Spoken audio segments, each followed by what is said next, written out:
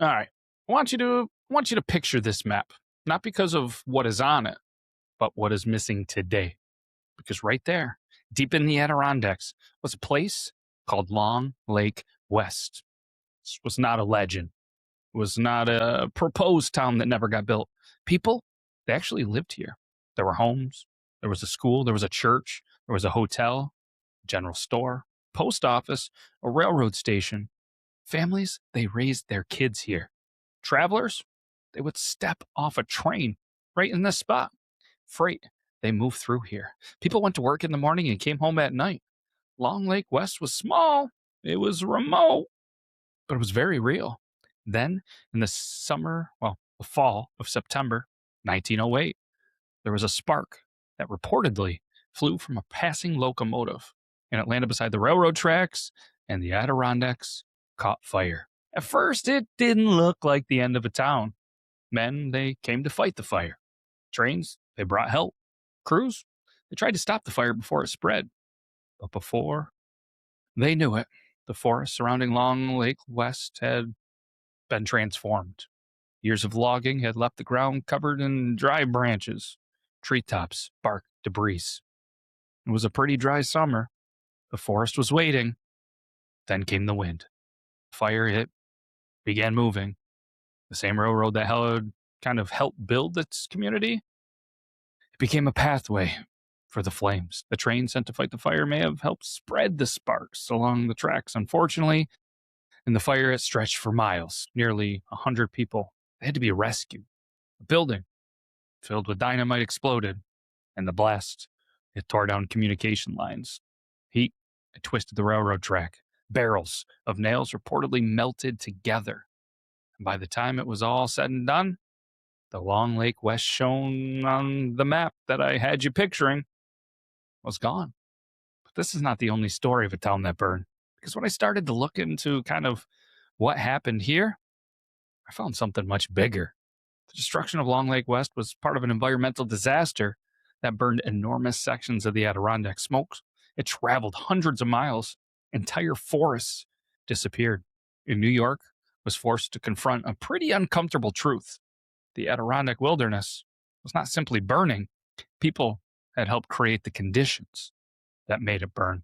And the machine that helped build the modern Adirondacks, the railroad, was also helping set them on fire.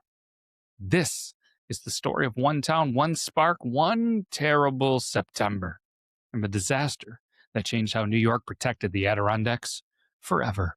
This is Triple T Tales, and this is the town the railroad burned.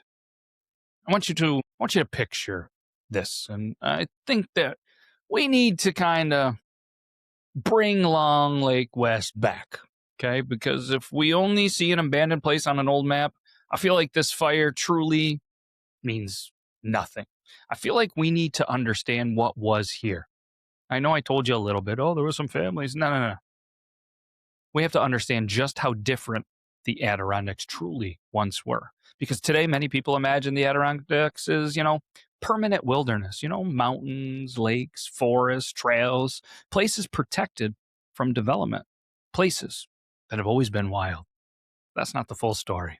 Because during the late 19th and early 20th centuries, the Adirondacks, they were being transformed.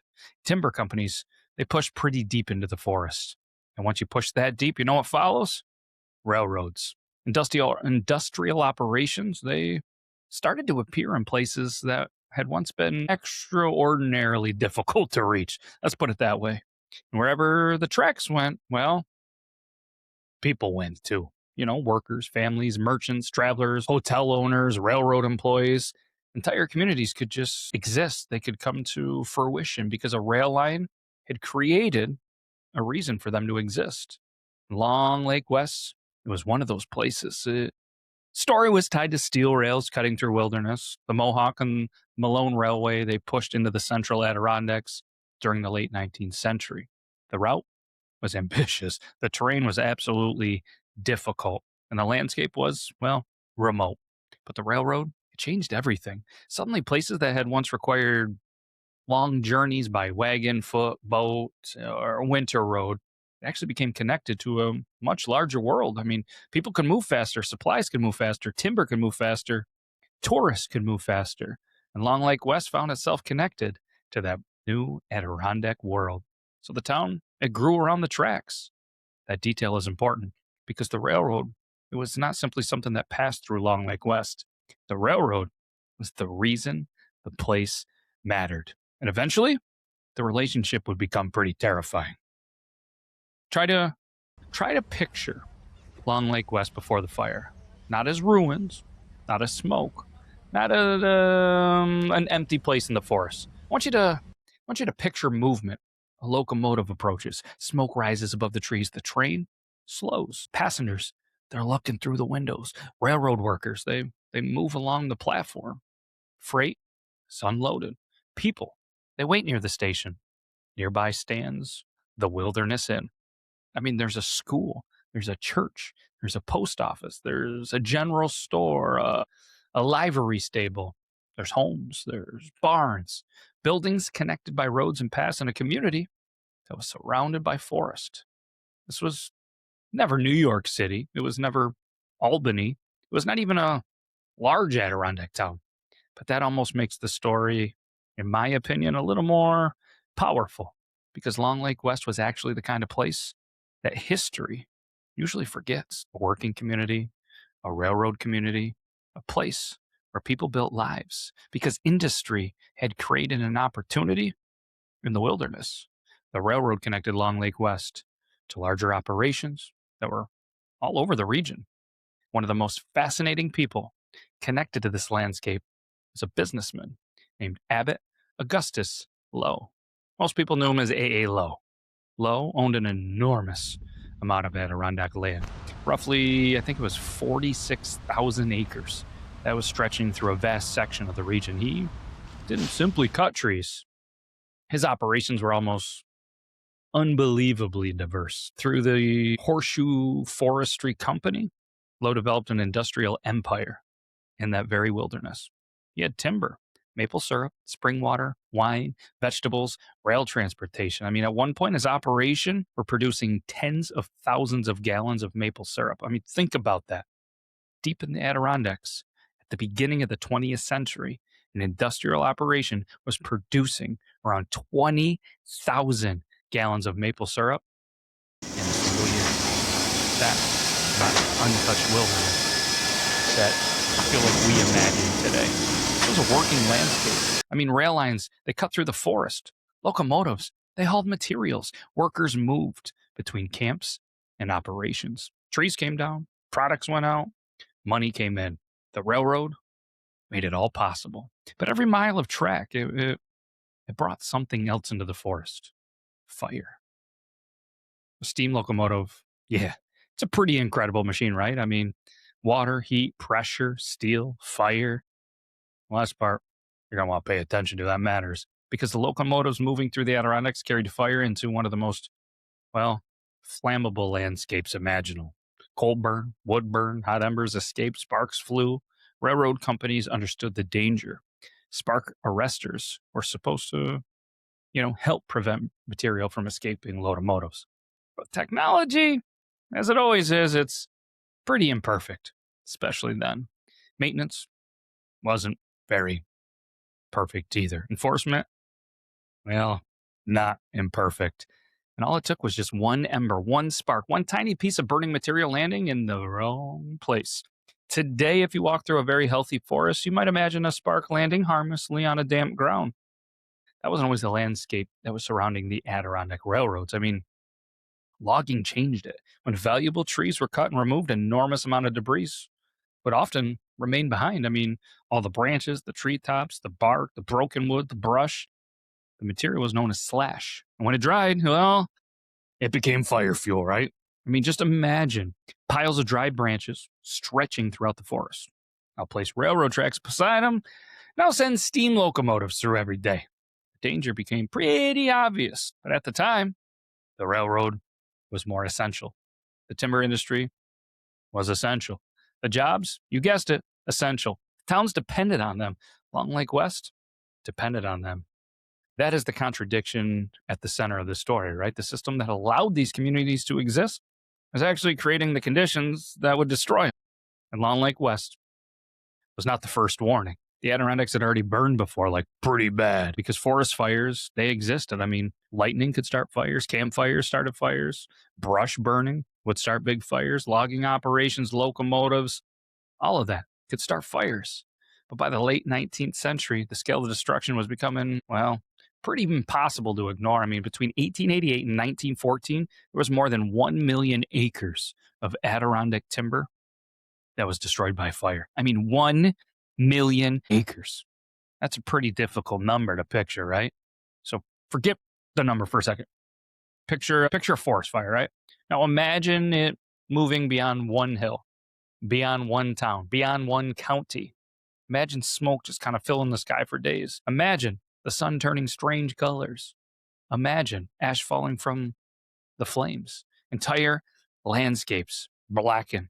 That was the world Adirondack communities were forced to live in. And one of the worst warnings came in 1903.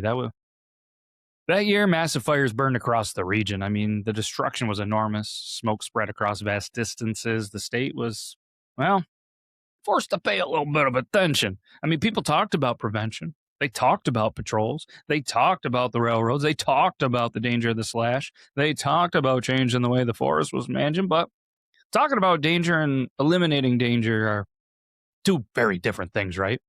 Well, 5 years later, 1908, if you're good at math, Adirondacks were dry again. The summer created some pretty dangerous conditions. Small fires were already burning in places. The forest floor was ready. Slash was ready. The railroad kept moving. And in September 9th, 1908, there was a locomotive, traveled right through the Adirondacks, and according to historical accounts, a spark escaped, landed near the railroad. Maybe nobody noticed at first. I mean, why would they? A spark is it's small. Spark, it doesn't look like a disaster. It doesn't sound like a disaster. It doesn't announce himself and say, hey, I'm a spark. I'm a little sparky spark. No, it just simply lands and waits. The first flame may have looked manageable. Men, they were sent to fight them. Pretty common. Fires happen, right? Crews responded. The assumption was simple. Get enough men in the forest, cut fire lines, beat down the flames, protect the railroad, protect the timber, protect the towns. That's what they tried to do. Trains carried firefighters toward the danger. Men arrived with tools, crews. They worked along the railroad corridor. For a time, kind of looked like the situation could be controlled. But there was a problem. The railroad was still operating. Locomotives, they were still moving. And according to later accounts, the trains bringing men to fight the fire may have thrown more sparks into the dry landscape. Think about that nightmare. You're using railroad to save the forest, but the railroad is the one that's creating the fires, and then the fires are creating more and getting bigger as you're trying to fight them. One blaze becomes several. The fire just keeps continually following the tracks. The very corridor that allows firefighters to reach the flames also gives the fire a path through the wilderness. The battle becomes larger, harder, more confusing. Fire begins stretching along miles of railroad from the area around Horseshoe toward Nahasene. Nailed it. A corridor, roughly 12 miles long, and somewhere along that corridor, you guessed it, Long Lake West. The town built beside the tracks. The town surrounded by forest. The town that depended on the railroad. The town that did not even know what was coming. And we've talked about wildfires. You've heard about wildfires, probably from Smokey the Bear. They all have a moment when the fire changes. But before that moment, obviously people are fighting it. People are running. At Long Lake West, that moment was brought in by the wind. Because wind changes everything. It feeds oxygen into the flames. It carries burning material. It pushes fire across barriers. It turns a slow-moving ground fire into something pretty dangerous. The fire that had been burning through the Adirondacks, it moved faster, hotter, closer. Men who had been trying to control the flame suddenly faced a pretty big problem. The forest itself seemed to be moving. Smoke thickened. The sky darkened. And unfortunately, the sound changed. A large forest fire doesn't sound like a campfire. It roars. Trees crack. Branches clack. Wind, it drives flames through dry fuel. Burning material rises into the air and falls somewhere else. A fire can jump ahead of itself. New flames appear where there were none moments before. And now, that fire was coming very quick to Long Lake West. I mean, think about the poor people living there, the school, the churches, the hotel, the store, the railroad station, the homes, the barns, all the ordinary pieces of a community.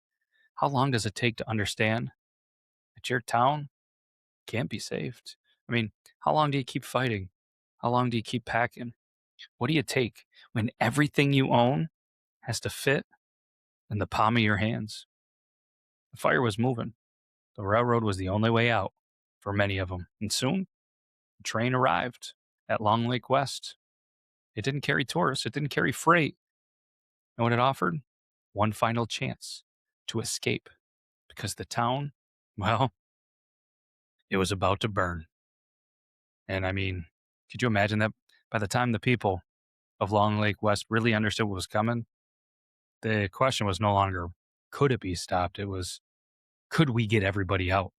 I mean, the wind changed, the flames were moving through the city, smoke filled the railroad corridor.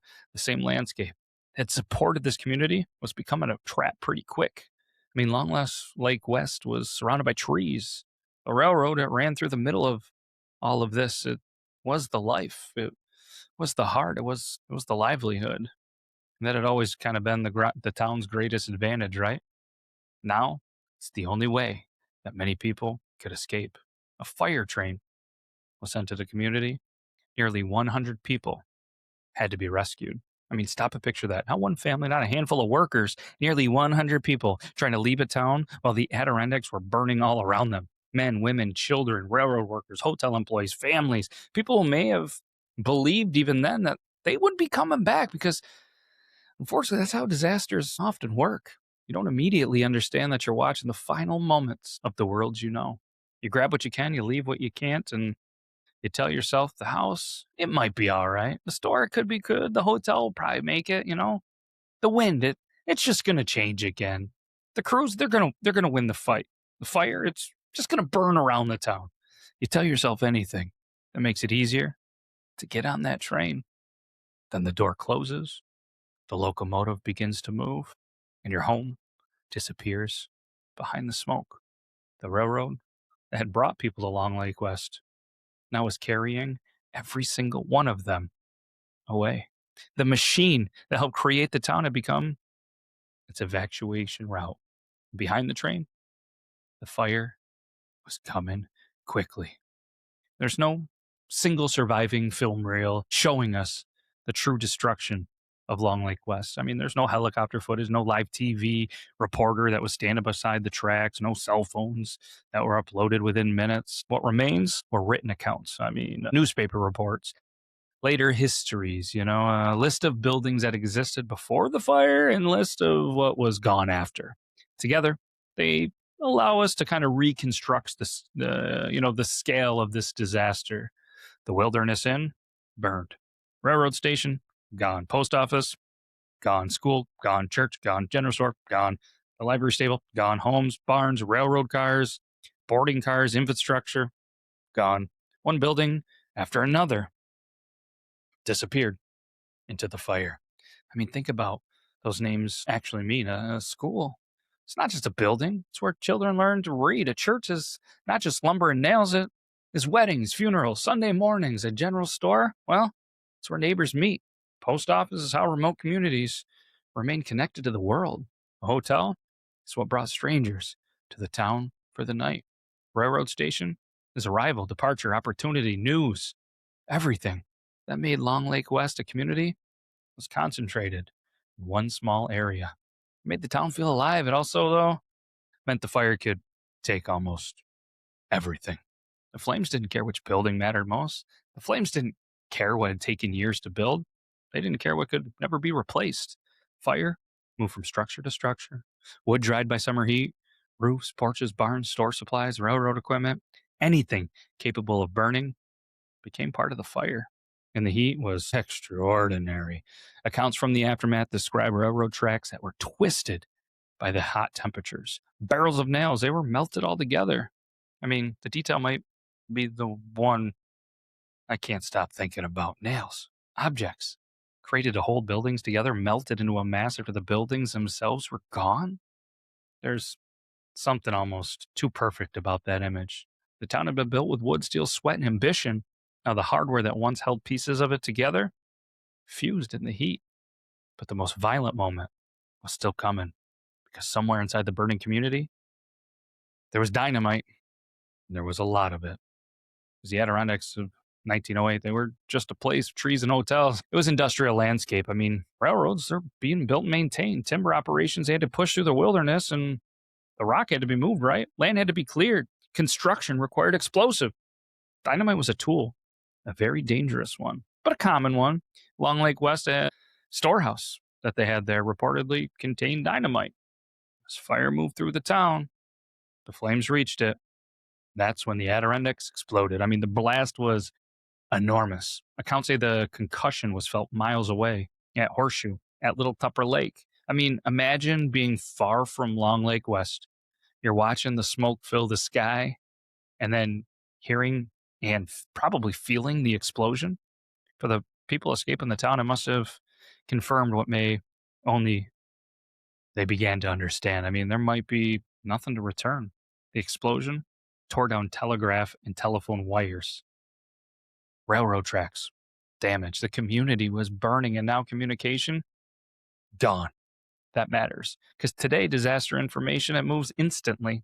A road closes and your phone tells you. Fire spreads and emergency alerts start to appear. You can call family, you can track weather, you can watch maps update. But in 1908, wires were lifelines. Telegraph lines, they carried information. Telephone lines, they connected communities. When those lines came down, Long Lake West became very hard to reach and harder to understand, harder to save. The explosion didn't start the disaster, but it made the disaster pretty chaotic. Fire, smoke, damaged tracks, broken communications, a community being evacuated beyond the town, miles of Adirondack forest still burning. This was no longer a local fire. It was part of something that was much, much larger. And let's be honest, the fire of 1908 wasn't the first warning, right? We spoke about it earlier. 5 years earlier, 1903, a massive fire had already burned across the region.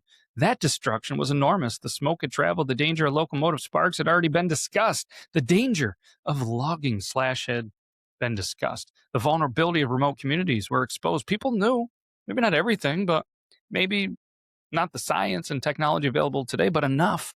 They knew the forest could burn. They knew the railroads could start fires. They knew slash made those fires worse. They knew remote locations were pretty difficult to protect.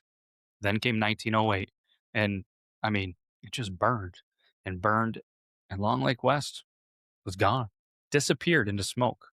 A.A. Lowe's operations were devastated. Timbers, they burned.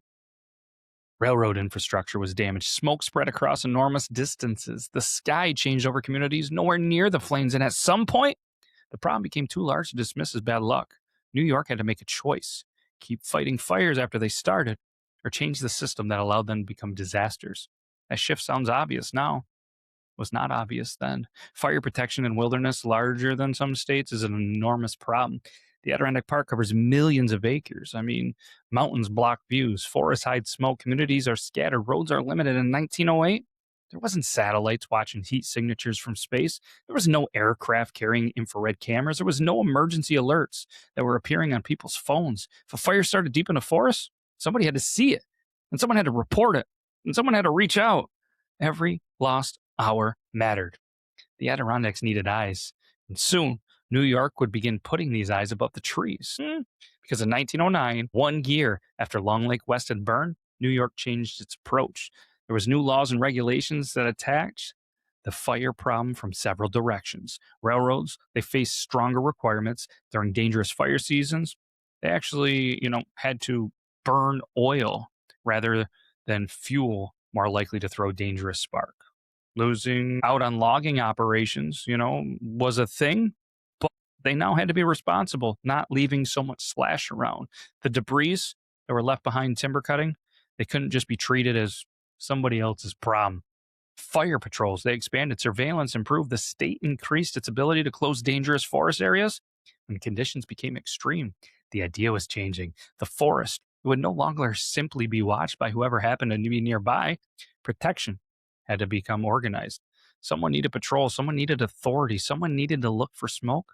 For a small fire became a wall of flame.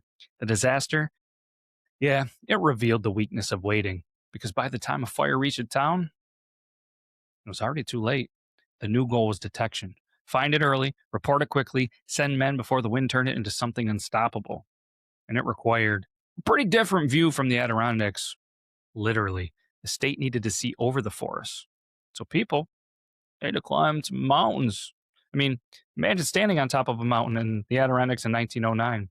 No steel tower, no enclosed cab, no radio, just elevation, a view, and someone scanning the horizon, looking for smoke. That was the beginning. It was one of the earliest Adirondack observation stations. Whew, say that 5 times fast. It was actually established on Mount Morris near Big Tupper Lake in 1909. From above the forest, an observer could see what people couldn't. Thin column of smoke, a distant haze, the first sign of trouble. The idea was pretty simple, right? The execution wasn't, because an observer had to determine where the smoke was coming from. Then that information had to travel down the mountain. Crews had to be organized, men had to reach the fire, and sometimes across miles that were pretty difficult. But every minute it mattered, because soon observation stations appeared on more mountains. Wooden towers gave observers better views, right? Later, steel towers, they rose above the trees.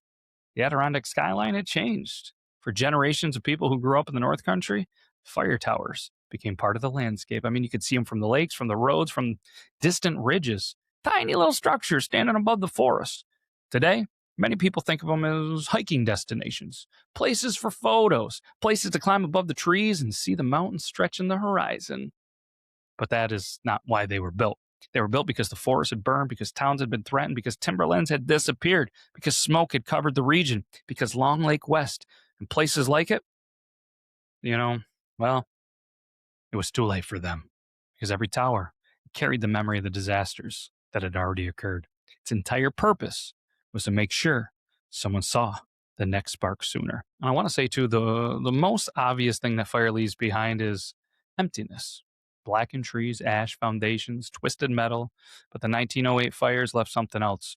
A different Adirondack future. I mean, stronger fire laws, more patrols, better surveillance, greater responsibility for logging debris, restrictions on dangerous locomotive fuels during fire season, observation stations, fire towers, a growing system of professional forest protection. Eventually came forest rangers.